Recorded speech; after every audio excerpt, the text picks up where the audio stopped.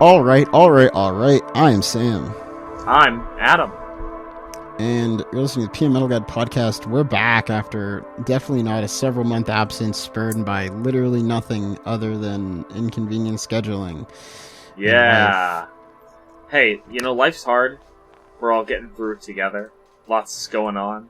But yeah, 2022, it's been a wild year. A lot of great news, a lot of happy positivity spreading around, if you know what I'm saying. Yeah. Very, very good things happening everywhere in all fields, especially in that one of music and art. There's actually quite a bit to talk about, however, which is very good for us. This is definitely not going to be recorded in the same session as a big recap cast, because today we're talking about Mr. Crescenzo and his band of merry troubadours. That would be the Deer Hunter, who dropped their brand new spanking album ANTIMAI, first LP since 2016. Woo! Recently. Yeah, it's the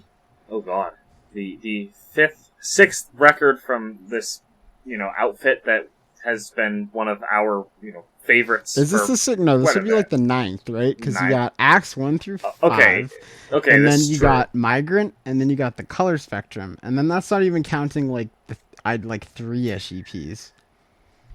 This is true. Where it actually lies, look, Casey does not stack up on Metal. Okay? I guess I'd probably say this is their 8th full-length record.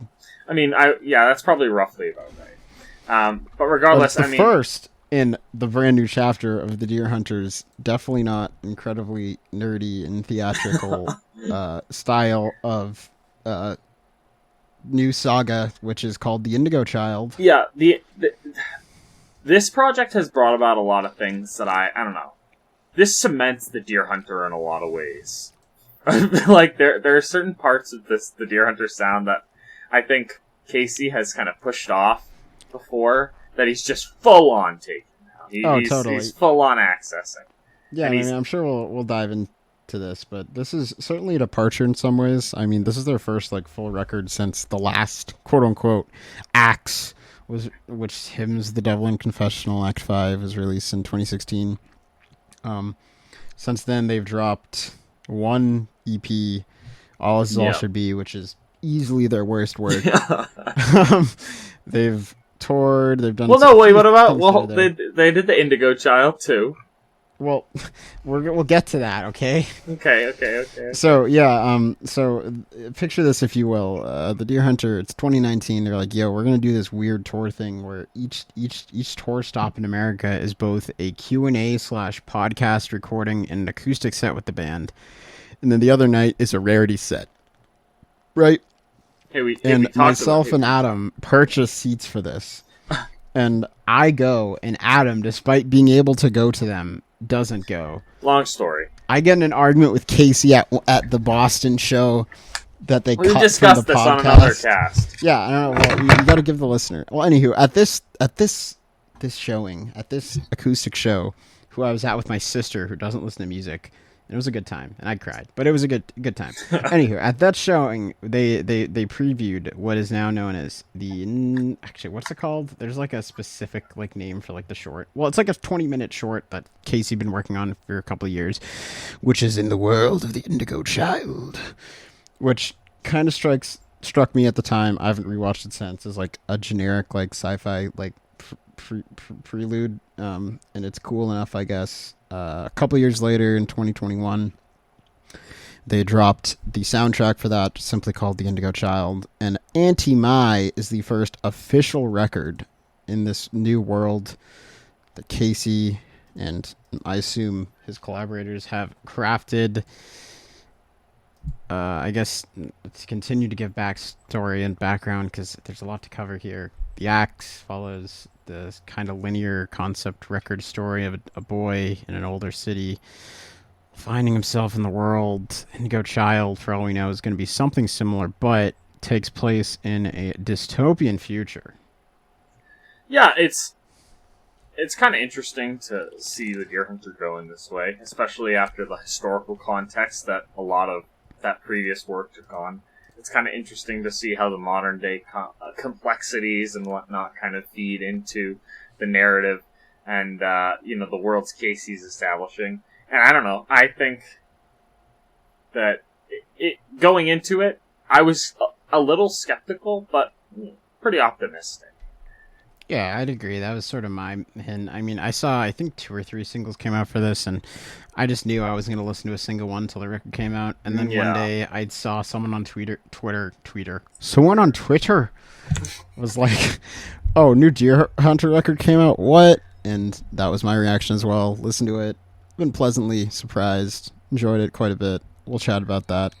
Indeed. I guess before we dive into the concepts and the songs themselves, the album, by the way, is sort of a look at the 8 different casts or rings of Casey's new world, the fictional dystopian city of ANTIMAI, which I thought was ANTIMAI for the longest time until they say it in the first song. Each of these 8 tracks sort of covers a different cast, labeled Ring 8 through Ring 1, each one sort of representing a higher.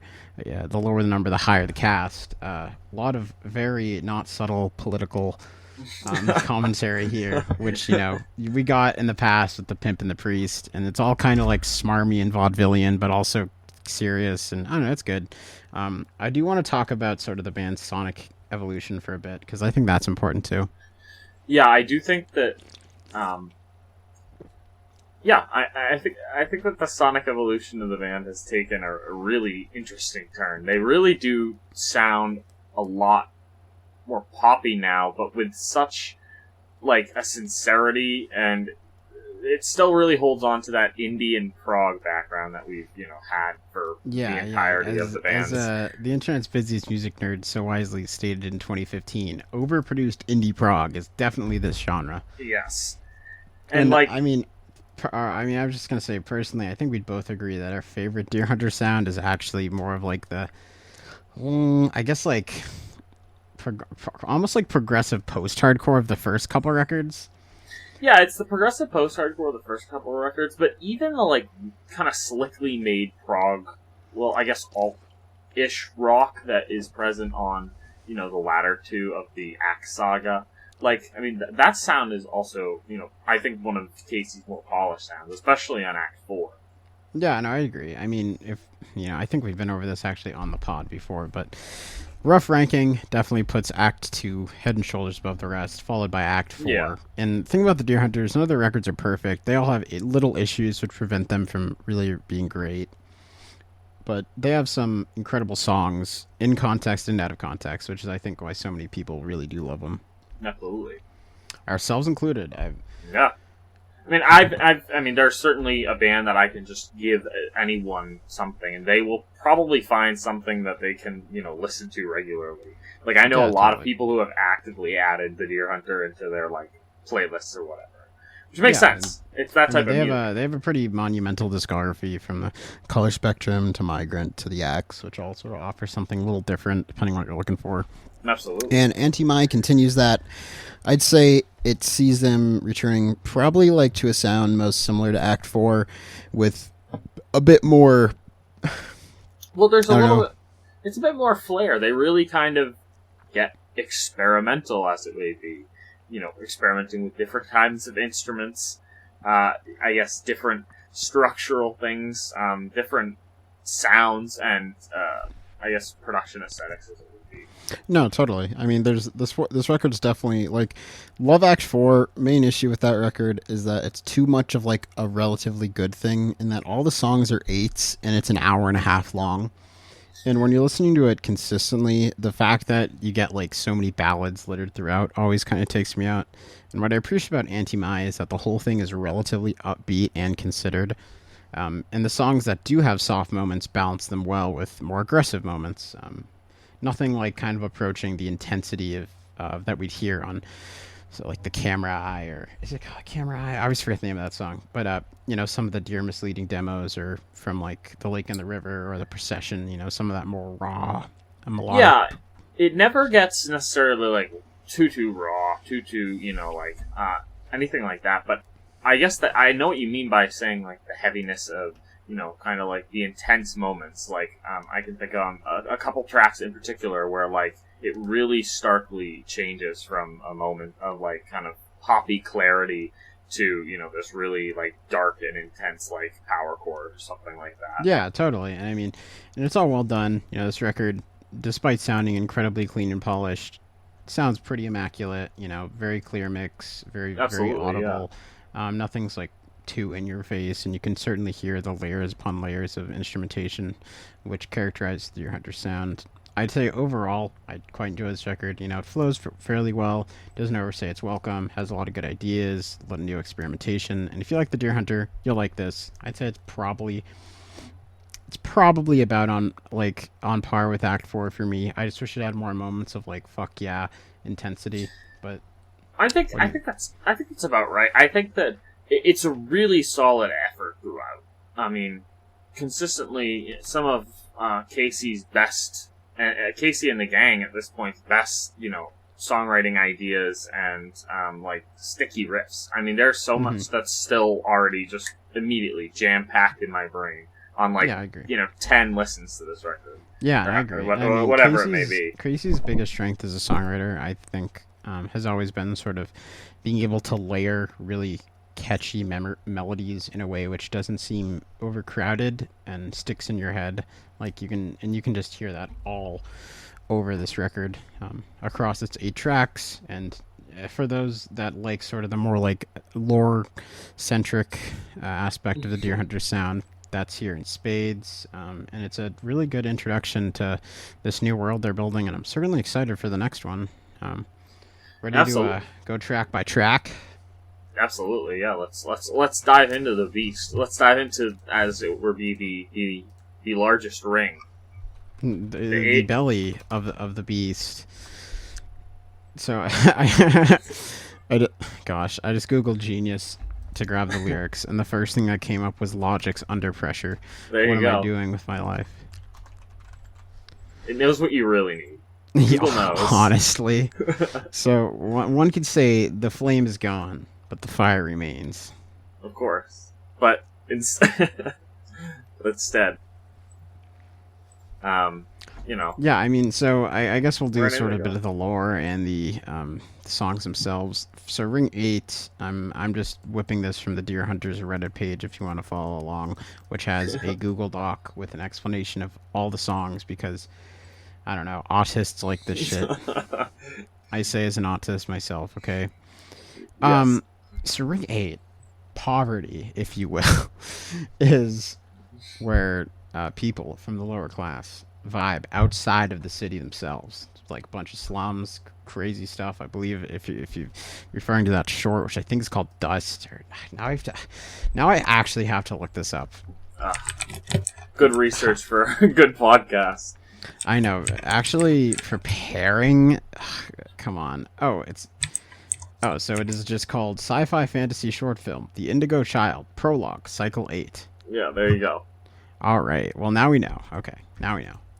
Which follows what Satvik and another.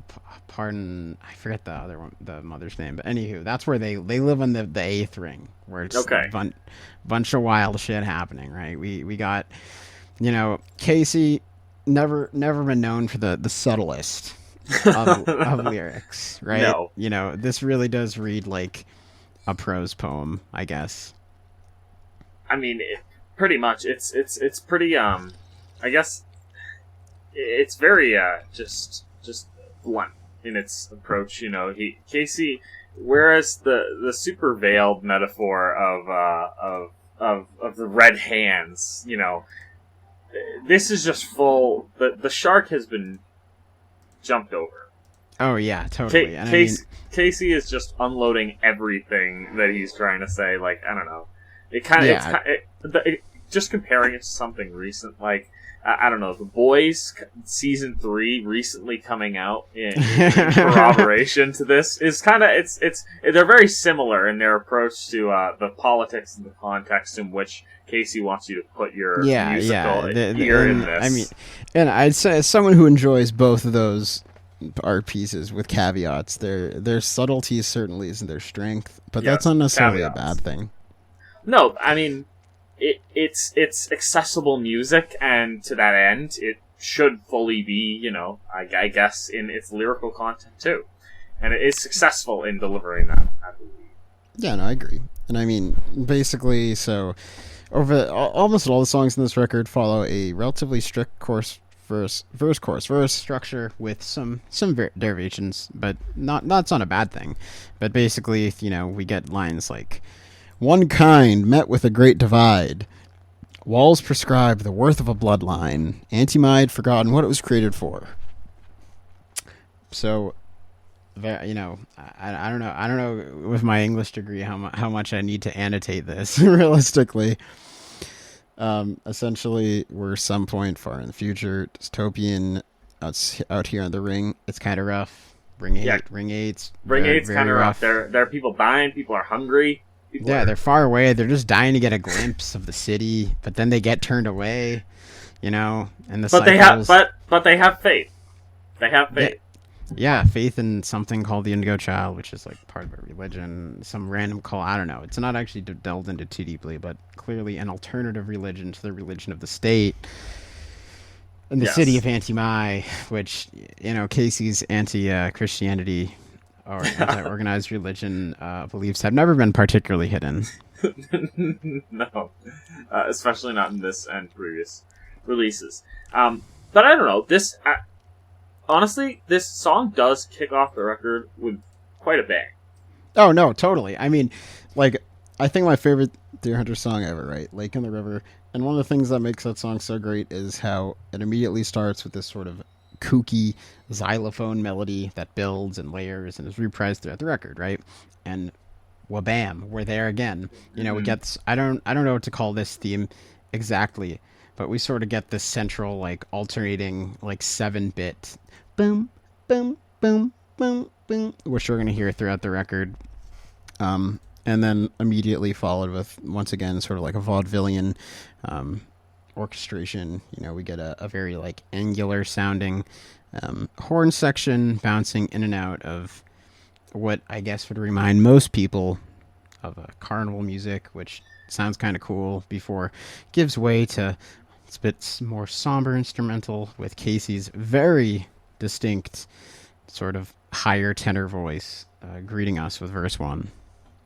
Yeah, I really think that it's kind of a sweeping symphonic instrumental. It's not very oppressive. It's not consistent. The instruments weave in and out through one another, and especially on this track in particular, where it kind of weaves, going in and out of its dynamics, going pretty loud at points and then coming back. It really does a nice job at establishing the tone and the sort of new oral aesthetic that the Deer Hunter is putting forth. Mm-hmm. I think the Deer Hunter's music isn't exactly subtle in its oral aesthetics. I think even their best work's sort of characterized by sort of a maximalist approach to what they do. And this record certainly maintains that, but a lot of the textural choices seem a lot more deliberate. Throughout this record, you get all these really nice, subtle guitar work in the choruses and the verses that almost functions just like a synth layer that you hear from Eno or someone. And it just adds a lot to these songs and makes somber moments, which could very easily just be acoustic guitar and Casey singing cough cough light from Act 5, it turns them into something, at least for me, much more enjoyable and much more listenable, something I can enjoy over and over again because there's just so much more to sink your teeth into, and that's certainly true on this first song. Yeah, I think overall this record has that quality where you can kind of, the songs are, they're really written. It's not a verse chorus verse structure with a solo or a clean bridge thrown in there. A lot of these songs have some pretty, they're not complex song structures or anything like that, but it's I guess non-traditional songwriting. Yeah, that, it's just very thoroughly scored. I'd compare it to Radiohead's The Bends in that sense, where it's relatively simple music, but it's very considered, and there's a lot of great work that adds to the overall song that you don't necessarily notice on your first listen, but rewards repeated ones. Yeah, definitely. If I do have a critique of this first song, it's that I feel like the chorus isn't like knock your pants off like great. I mean, I think the whole song is actually relatively good. I think it flows nice. I think Hmm. the whole thing sort of moves nicely, but I don't think like I think the best Deer Hunter songs are characterized by like, ball busting choruses like The Tank or 1878 Yeah, I or mean, whatnot. I think it's interesting that you mentioned that, because I do think that if there's one thing that this record does lack, it might be that just at least in this first song, um, there isn't really that moment of an explosion. Like the chorus and the anti-mai refrain, as it were, itself. It is very kind of, I guess, flowery, but it doesn't get too intense. Like it's Hmm. anti-mai and it resolves, and then the song goes on through through Yeah, the rest of exactly. it. And So like that's not to say it doesn't conjure like nice contrast, certainly with like the horn explosions in the chorus, but you're right. There really is no like singular like here they are, the wicked yeah, panic floods the fields. You know? right. Yeah, there's no like real explosive climactic moment, at least on this track. Yeah, and I mean there are a few throughout the record, but alas, Ring 7 Industry is Uh may or may not be where the workers of Antimai reside. And by the workers, I mean like people that were cast out from the lower rings. And the they even just lower do rings. the even low. Well, I guess when I say lower, I mean like Yes, the higher high, rings. the higher low. Rings 6 through 2. Right. Then they're Exactly. forced here to basically be slaves and work hard. Um, this song's is more or less about uh, the collective of Lowtown, which I think Ring 7 is, you know. It's certainly not afraid to tell you that it has a similarity to Motown and Lowtown. Okay, Okay, there's listen certainly here, a bucko. there is certainly a tie to some certain topics and issues on this song that are pretty well executed for what it's worth. I agree. Um, Yeah, I mean, I don't know. This song is basically from the perspective of the collective inhabitants of Ring 7, welcoming newcomers who get sent here if they fucked up in the broader city of Antimai. And they welcome them. They're saying, "All right, yeah, you're gonna get used to this. We'll make you into mechanic," which is apparently a term for someone who embraces the lifestyle, and which I guess that there's if you really want to get Shakespearean here, there's a contrast between the bio pariahs of the pre-chorus, which is the derogatory term that the rest of the city would use, and the mechanic, which is sort of an inclusionary term, which these people are using. No, it's actually kind of funny. Not funny. It's nice how inclusive the story of Antimai is. Yeah. But like, yeah, it's.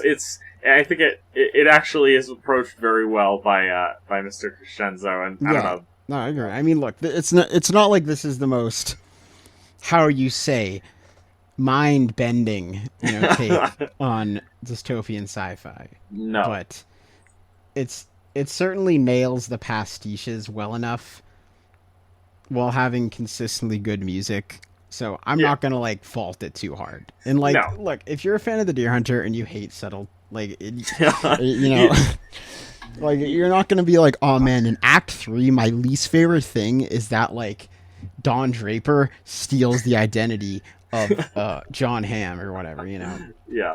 Like you're not gonna get mad at the intricacies of the Tank versus the Poison Woman and how obvious those things are. No. Yeah. No. It's we gotta let some of that stupidity just by. We can't catch it all. No, totally. And I mean, honestly, like Ring 7's kind of a banger. Oh, absolutely a banger. It makes sense that it was the first single for the record. No, totally. I was showing this to our mutual friend who enjoys the Deer Hunter and is a huge fan of funk, and by funk I mean Wolfpack exclusively. But our mutual friend was thoroughly impressed by how, funkalicious Casey and the boys get on this track. Absolutely thick bass, synth. You got bells. Like it's everything. Yeah, I mean, you got like This really does sound like an AWB song in the modern age, and I mean that in like a good way. Yeah, Right? You got yeah. all the funk cliches, this giant bass line, like a nice looping drum, really cool horns, like doing their thing, a really feminine, high pitched, like catchy vocal line, and that signature like slappy, delay ridden guitar work. No, yeah, it's really nice, and I don't know, like I'm kind of surprised that the Deer Hunter can pull it off, but they kind of managed to put their prog and their indie into it and make a nice, a real funky Yeah, track. like if there's one thing I appreciate at this record, I don't mean this in any derogatory way, it's just like how thoroughly white it is and how confident it is in that whiteness. No, yeah, because it does take sometimes some genres that would typically you would not see the Deer Hunter ever stepping into. You wouldn't. And yeah, they really show up even on this, especially on this record. We have, especially, you get there on Ring 7 and further along in the, Oh in the yeah, track when list when as we well. get a nice little Lin-Manuel Miranda break later on. Yeah. But yeah, I mean honestly, like this song is like Ring 8, takes that verse, spices it up with plenty of layers. The horn work on here is super fun. I mixes it up, throws it in a blender, and does that thing that the Deer Hunter do fairly well for a nice like 4.5 minutes of enjoyable stuff. Yeah, it's consistently good. Performance wise, songwriting wise, the melodies are cool. Like, I don't know, Casey's really, I guess, trying to make something a little bit different than the Axe here, and at this point, and even through the record as a whole, I think it's worked pretty much to that Oh, extent. totally. And I mean, there are just like so many clever little decisions that like pull a song like this together. Like, you know, I think like the B part of the chorus, like you were struggling to get out this ditch, and like the way like the descending guitar lead that also harmonizes is like Sure. super clever. Yeah. It leads really nicely. I like how verse 2 has like a different, almost like spoken rap cadence throughout that also plays in well with the song's syncopation. Um, and I like how the pre-chorus leads into the chorus and kind of builds towards a larger ending. Like, I don't know, it's just like it's well done, it's well considered, the layers, the harmonic goodness, all there. And it's definitely what we've come to expect, but executed with a new spin, executed well. Yeah. Gotta love it. We also get a little bit of like a reprise of that initial like Indigo Child like theme at the end of this song with the syncopated like bell part, Yeah. which is cool. Very 'Cause nice. Very good touches. that appears throughout the record and sort of pulls the whole thing together. Yeah. Gotta love it, gotta leave it. But we gotta move through this on this train through Antimai. We gotta push. Adam, And tell me about on to Ring the next, 6. on to the next What's ring. it about? Well, you know what? It's kind of interesting when you talk about the low town, as it were. Yes. There's certain rules you gotta follow. Okay. You're not really treated the same. Okay, you're manipulated. Okay, you're blast. You have to follow strict rules. Okay, you have to be a devoted servant of God. Yeah. Now, of course, Casey, looking at this dystopian future, does not approve of this whatsoever. No, he does not one bit. And he Yeah, makes that very clear. Yeah, I mean, from what I can gather, Ring 6 is where the plebs of Antimai exist, if you will, and they exist exclusively to farm and feed the autocrats above them. And they have brutal crotas, and if anything, gets messed up, they get sent down lower to like Ring 7, right? They become biopariahs, if you will. Oh no. Yeah, right. And they got to conform. You can't really have a unique self-identity. Once again, we're not exactly reinventing the wheel here, but it's not like that poorly done. Okay. No. And However, in addition to that, you gotta quote God, okay? You get raring to quote God. Now, I will say, the way this song builds is really, really nice. Oh yeah, no. This I was gonna say, like, I think of the first three songs is probably like my favorite. You know, we get a nice like sort of spooky, like a more Yeah. subtle synth passage as we sort of wind our way through the first verse, and pre-chorus right up until that initial like you know chorus and verse, and I don't know, the whole like there's a very nice like upward momentum that exists throughout up until like that kind of the emotional outro where Yeah, Casey and goes once again for those blues inflections. yeah, it's something to consider that, I guess the Indigo Child saga seems so much more, we've said upbeat and kind of, I guess, more harmonious and melodic than the Axe, and like, I don't know, this track kind of really shows it, because it does start from that spookiness, but then builds up to this really, kind of, I guess I don't know how exactly to describe, but it's very upbeat. It's still poppy and maintains so much energy. Key, Yeah, very major key. There's, even as Casey is like, down here, we're suffering, we have no rights. We're completely controlled and manipulated. Like, he's singing with a bright smile on his face, like multi-part harmony, like we got our major triad backing him up. Yeah, it's very very theatrical, very it takes a tone on the record that I guess is really nice. Obviously, the Deer Hunter, but does really differ from those first records. Mm-hmm. I mean, I agree. A lot of that stuff is rooted in kind of like the more despondent and melancholic. Yeah, moments. I mean, basically, like the first like three Deer Hunter records are written in like that brand of harmonic minor that like reminds everyone of Fall Out Boy, and that's not a bad thing. It just certainly colors at least the music. And here, everything is written in like relatively like conventional major progressions and major seventh progressions, and like that's cool. It's well done. Yeah.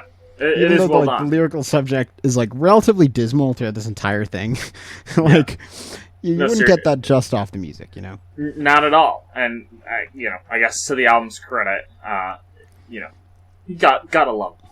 Yeah, I agree. And I mean, I will say, I think the chorus here is phenomenal. Yeah. The "We're held beneath the monolith of the," like, and you got that nice like call and response vocal passages with like these really climactic chords outlined with a nice horn lines and whatnot, and the contrast between the verses and the choruses here, they do that thing and they do it well. Yeah, absolutely. And the song also kind of has a climax in the outro, so yeah, I mean, you gotta love that. And like the thing that impresses me also about this record is that the songs are pretty long, kind of consistently. No, throughout. totally. Like, there are a couple like 4 or 5 minute tracks, but there are also some 9-8 minute tracks, 6, 7. Like, gotta give it to him for keeping the pace. No interludes, no bullshit. Like, Adam's a fan of that. I'm all in, Casey. I'm all in. Yeah, no, I agree, and it certainly flows very well and is paced very well. Like I listened to this record today in preparation for this. I've heard it around 10 times as well, and I was just surprised at how quickly the whole thing flies by, which is always a good thing. As someone that listens to way too much, like dissonant Black Death or whatever. No, seriously, like this album does really fly by. Yeah, in a good way. Over its 50 minutes, yeah. And I don't know. I think this is a great song, and I think the 9-minute follow up Ring 5 Middle Class is similarly a great song. I would agree. So spoiler alert, the song called Middle Class is about the middle class of ANTIMAI. And if Ring 6 were actually don't even is Ring 6 singular? It depends on the context.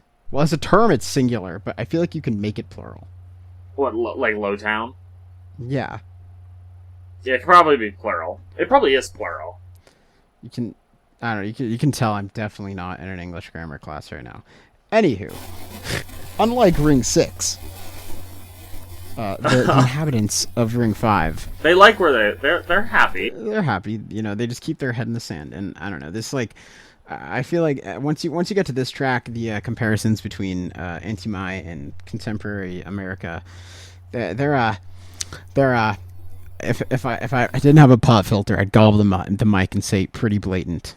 But they Yeah, it's really unabashedly just super critical of the systems that we have in place now, and it's not blunt in any sense of the word anymore. You know, like these upper six rings, not upper six, upper six rings.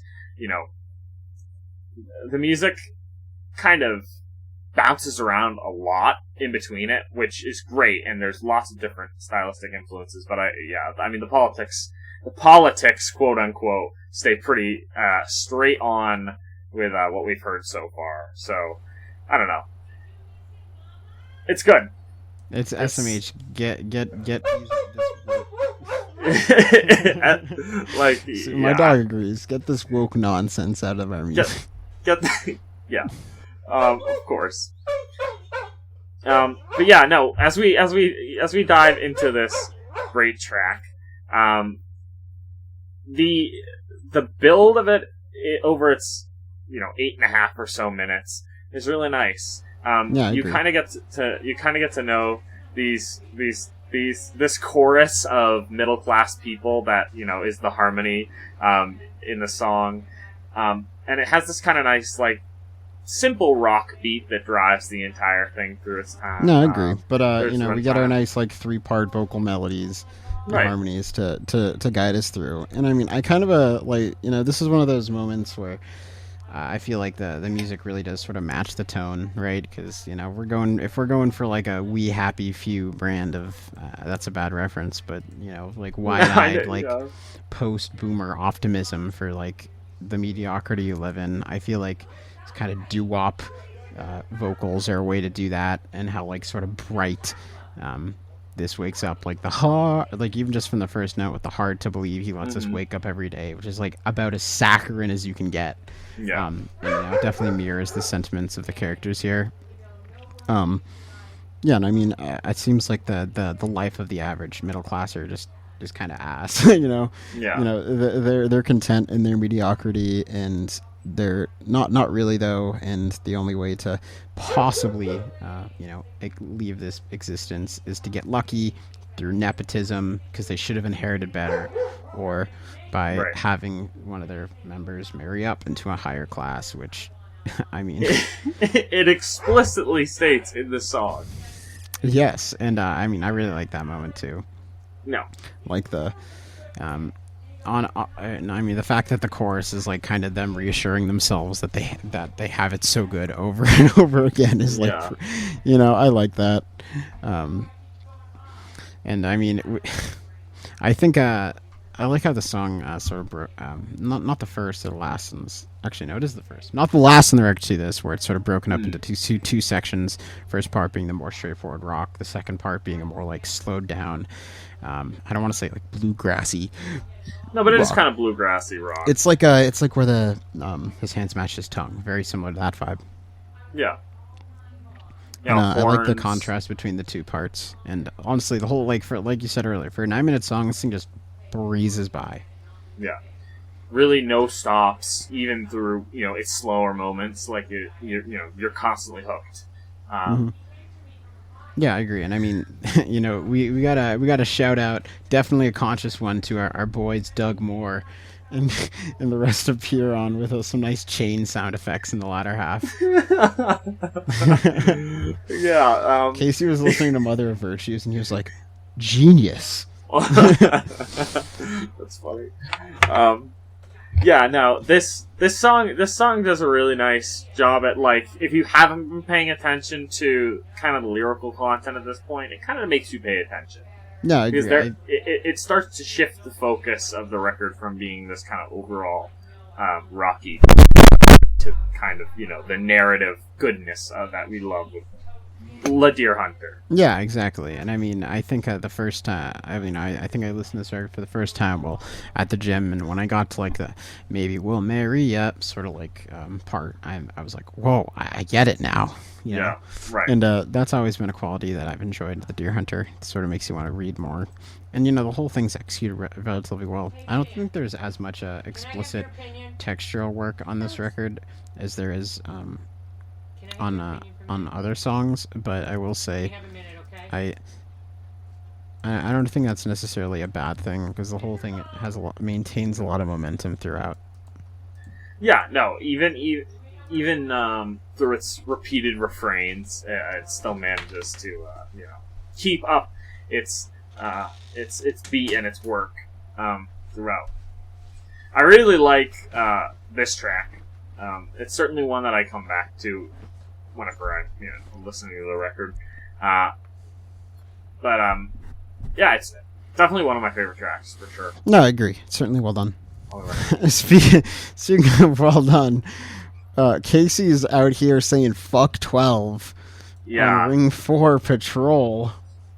Yeah, it's funny that it just doesn't explicitly say police. Casey, come on, I don't know. But yeah, no, this song has his ACAB tattoo on his chest. He's ready. He's ready to go. Absolutely. No, but this song's also kind of a banger. Oh yeah, this song slaps. Yeah. It's probably the most straightforward. I don't even want to say poppy, but it's it's rocking. It's really rocking. Yeah, it's very. It's kind of like Ring of Swords in that aspect, where the whole thing is just so saccharine, and crunchy, also hooky, and does the whole Deer Hunter thing, and very in your face, and it's pretty fun.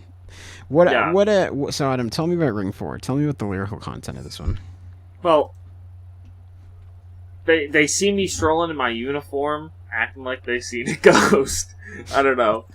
Great. The kind of happy-go-lucky, cheeky approach that Casey takes in his vocal stylings going into this is it's nice.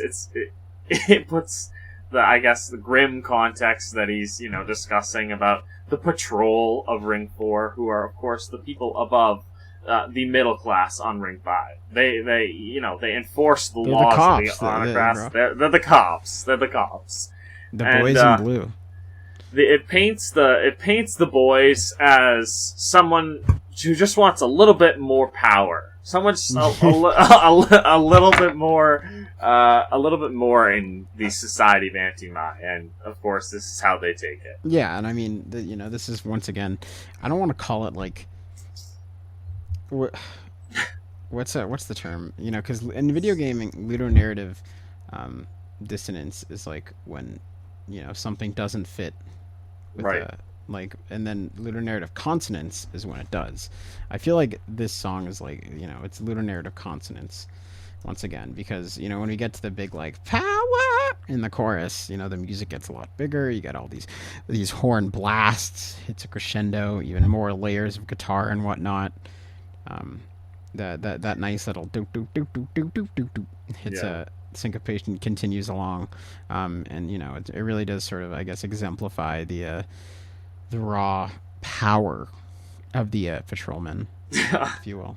But I guess this isn't exactly black and white, because as it says in verse 3, if they ever try to disobey, you're probably gonna find them dead.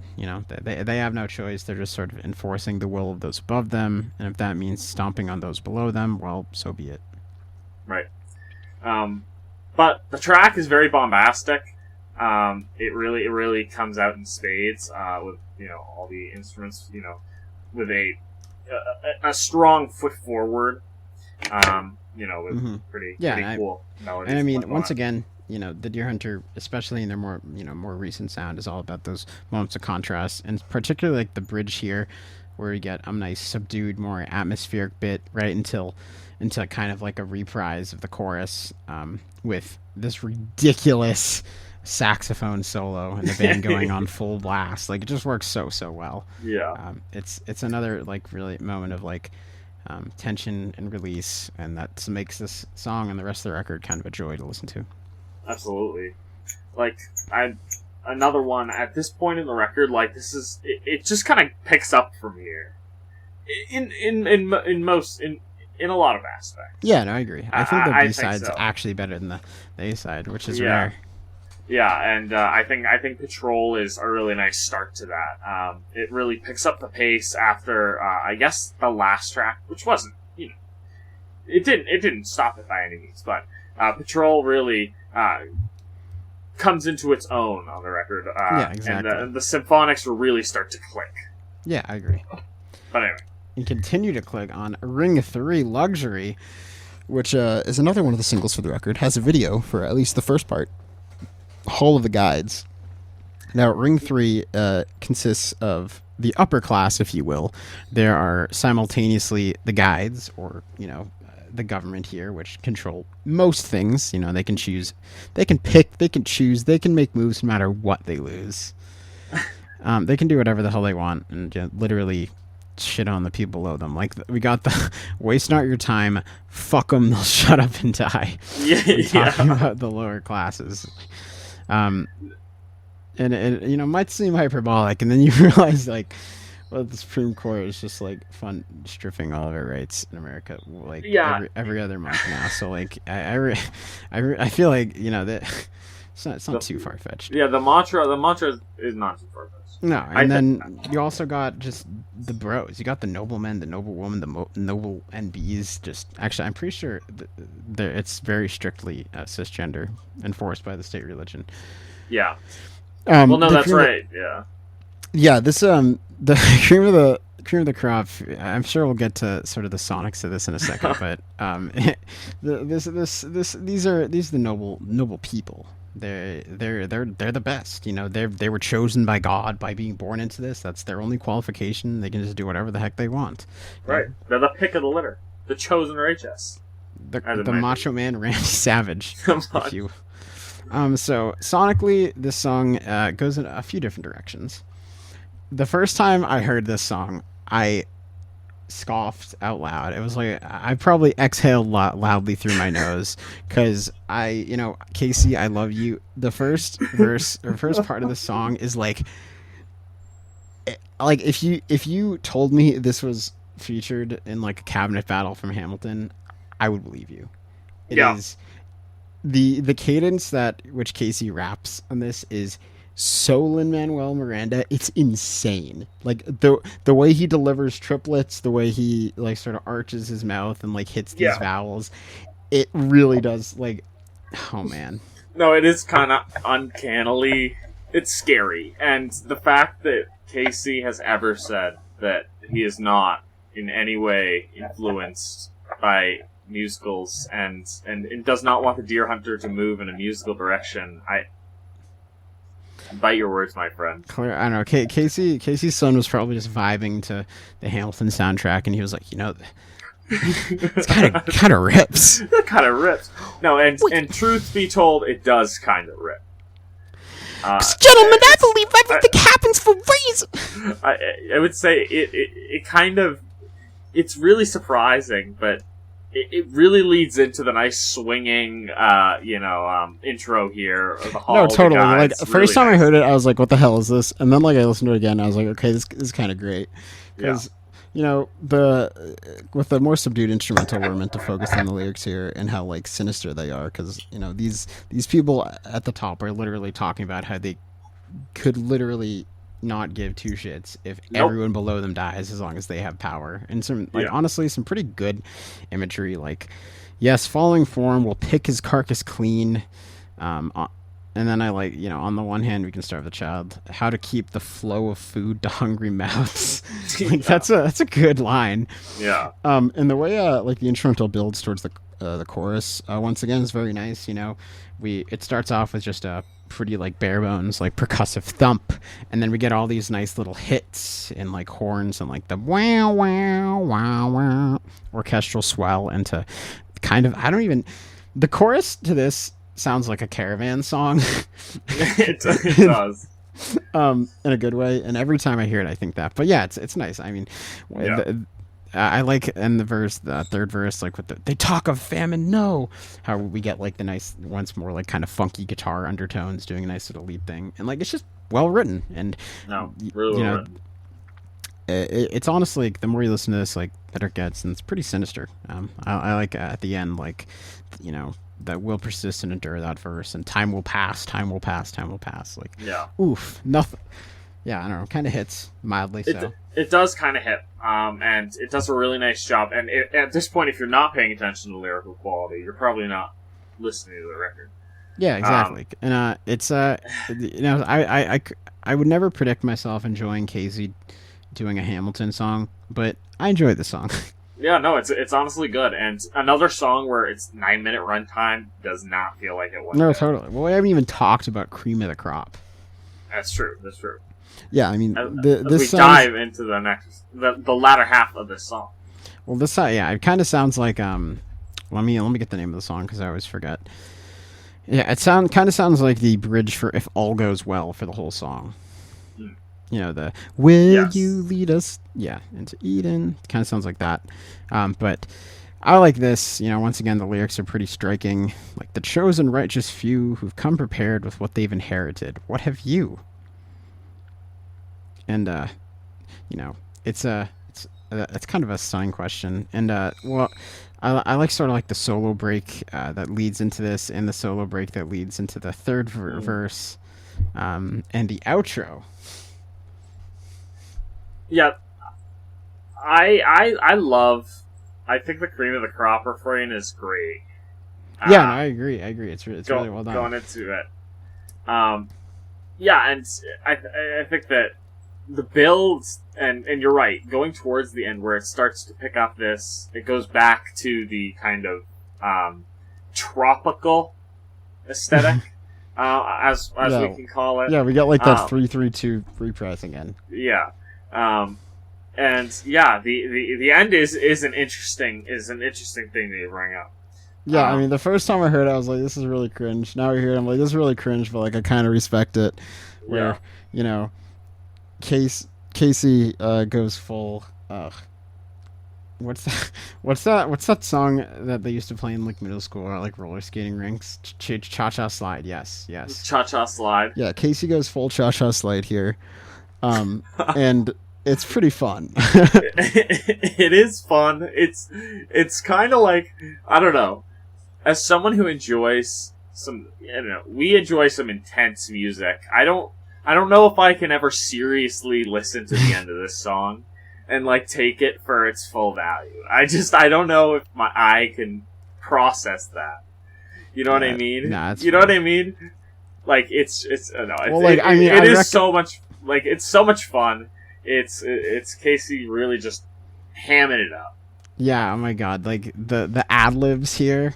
Yeah, like, He's just he's just it's shouting into the mic. It's great. it's great, and you know, praise in his number XCV.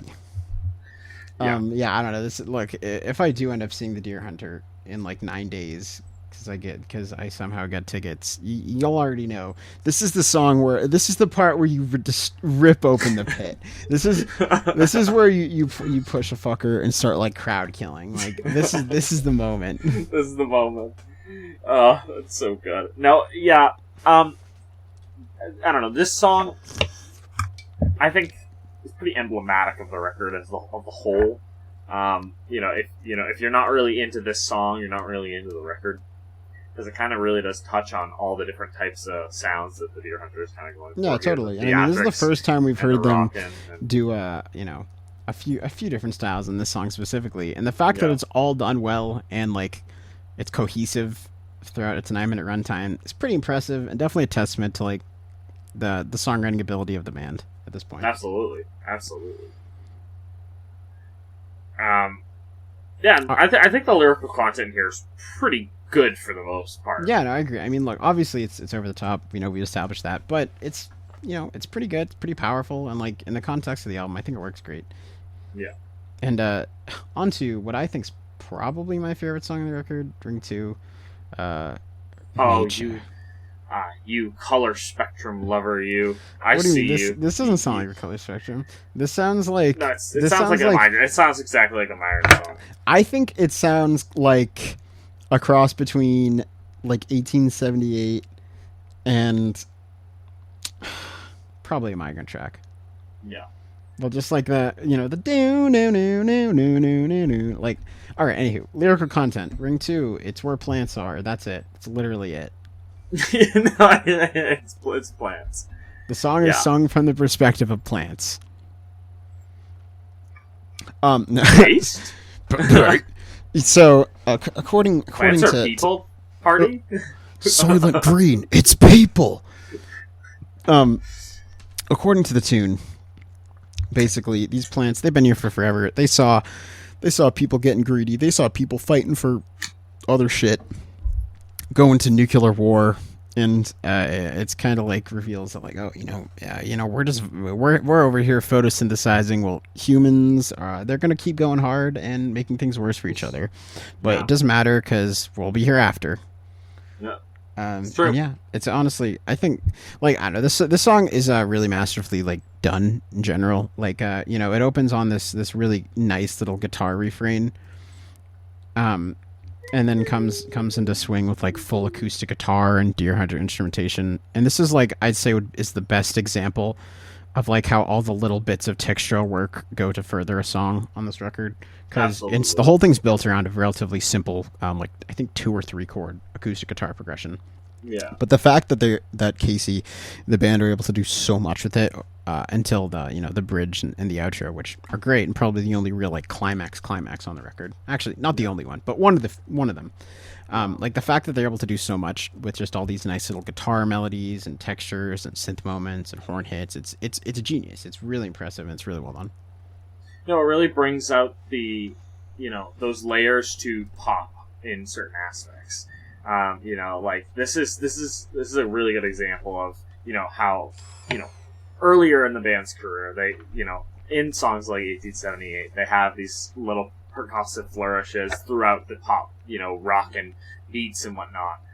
But here it is nice and taken back and slowed down. But like the like that night, like there's nice like interludes and mappy parts. Like it's so interesting the way that they're able to highlight different.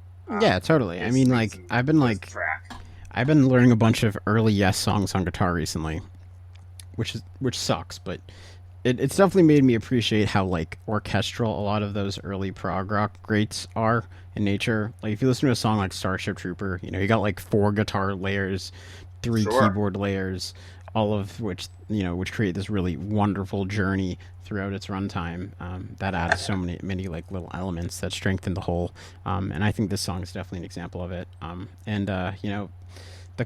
I really like the builds, but the bridge into the outro are sick. Like it's probably it really kind of like it perfectly transitions from this kind of nice, like, I guess, pleasant Deer Hunter into the sour Deer Hunter with almost like no wind in between, like airtight transition from one to the next. No, totally. And I mean, I like the bridge, like the sort of the sinister, sing coil guitar riff, and the lyrics are actually nice. The fist begets the stick in the stick, like it's nice. And the outro, kind of turns the intensity to 10, at least where we are in the band's career, as we just get that nice repeated refrain of no worries, just laughter, because we'll be here after. A chorus of harmony continues to build, and instrumentation reaches a peak, and Casey's basically screaming at the end. So it's cool. Yeah, it's good shit. Great. Yeah, I don't know. Like I'd say like the first like 3 songs on this record are like relatively good, and then after that, like the quality just like ramps up. It really does. And the last like 4 or so are just like amazing. Which brings us to Ring 1, which is also probably the best song on the record. Yeah.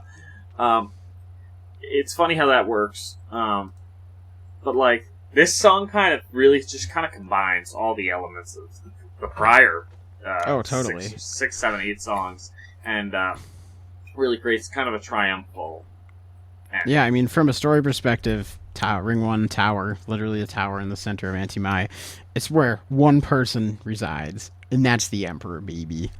Yeah. And who may or may not be Trump. Definitely not Trump. Definitely not Trump. you know, he's just vibing. He can do literally whatever he wants. Yeah, Like because yeah, I mean he is Tower. He's from Tower.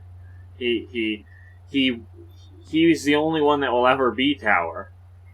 He knows, and yeah, he can do literally anything. he can do literally anything, and the song takes the same liberty in that sense, and really kind of does do everything with it. So Yeah, totally. I mean, you know, we get this nice, like, kind of sinister, kind of sounds like Honorary Astronaut, actually, Casey's solo record from 2020. Yeah, 2 years ago. Wow.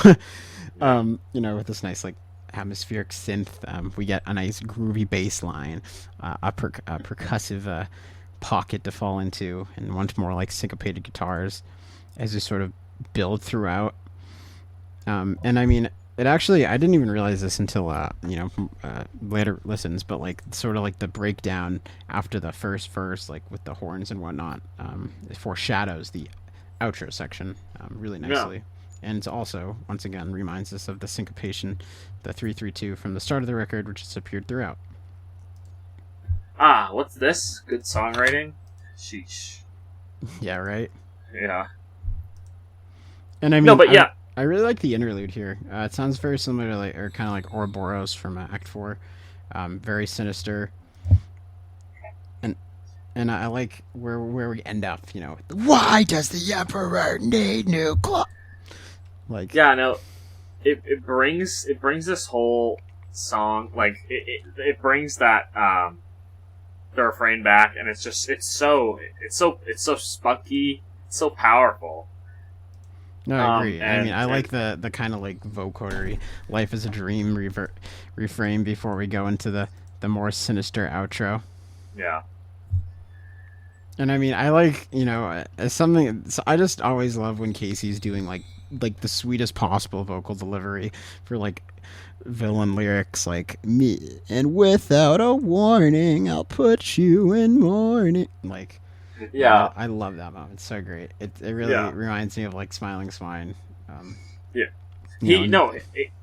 His villains, you know, consistently still are great, and you know, the man in Tower is no exception, and the sinister build, as you know, as you stated, is really nice in this song. No, totally. Every instrument just started to turn turgid toward the end. Start to and you know, we get like a nice halftime, like almost, definitely not almost, but in the context, like a sludgy little ending. Yes. I mean, this right. Is the moment live after you've knocked out 2 or 3 people to the dance break at the end of 3. This is the moment live where, like, I don't know, you open the wall of death for that final little bit, you know. Yeah, right. And the last and all like new clothes. Yeah, and all like the middle-aged like white IT guys in the crowd holding their kombuchas start like, dude, bro, why are you pushing me? Oh, bro. No, bro. Yeah, this is when you hardcore jump on the stage, and then Casey, like a hardcore singer, holds the mic out to you to scream to scream like. Yeah, but it ends on a nice button. And I don't know. This is like I feel like we definitely kind of talked ourselves into it, because this, like, when I think of this, when I just like think of the record, I'm like, okay, yeah, it's pretty good, definitely much better than I expected, but I don't know how it holds up. And I feel like I've kind of talked myself into that, like the fact that the last 4 songs are so consistently good, you know, definitely puts it up there for me in the Deer Hunters catalog. Yeah, I mean, for the Deer Hunter, it is typically, you know, somewhat similar to that. Whenever we have these releases, and I don't know, with the quality of the first 3 tracks already being pretty up there, you know, definitely not negative in any way, and then having the last some just being pretty much all hits, it really does kind of, you know, just put it up there automatically. Yeah, no, totally. I mean, like, Deer Hunter is one of my favorite groups. I actually scheduled a Deer Hunter tattoo that got moved, unfortunately. There you go. But you know, if that says anything. Yeah. And you know, it's one of those things where, like, I was really not expecting anything. Like, my expectations were at the floor after All Is As All Should Be. And the fact that they dropped this, and like it's so good and like so much better than most of their discography. It's Yeah. like ridiculous. No, yeah. It is an exciting direction to see the band go in. No, Sure. totally. And like I'm, at this point, Here for it. the lineup with like, actually Gavin's out, but with like Nick, Max, and what's their, and Rob, All the fellers. they know what they're doing. Yeah, they know what they're doing. They know what they're doing. They're a tight unit. Casey remains a great songwriter, and all the performances here are great. And I'm excited as heck for what's to come. Now, all we need is that Act 2, Act 3 tour again. And Come on. or where's our Deer Hunter Neverender? Because they do it in about New time. England. Oh, absolutely. And that's when you go to that show and that's when you crowd killed for like all Absolutely. of the bangers. Of course. Well, so I mean, I know we don't like to do like hard ratings too often. I'd probably give this like a medium 8. Yeah, light 8. Yeah, light to mid 8. Like, Like, I mean, so that's like about a 4.0 in the AMG scale. yeah, So, 4.0. and I mean, think, I don't. I mean, like I said, it's probably in like around the quality with Act 4, probably a little more consistent in my book. Absolutely.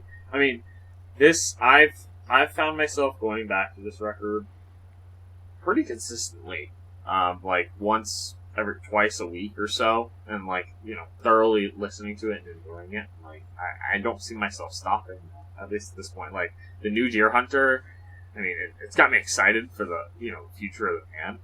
And if they're gonna release more music in the same vein, I'm here for it. So yeah, I'm not gonna lie, I'm here for it.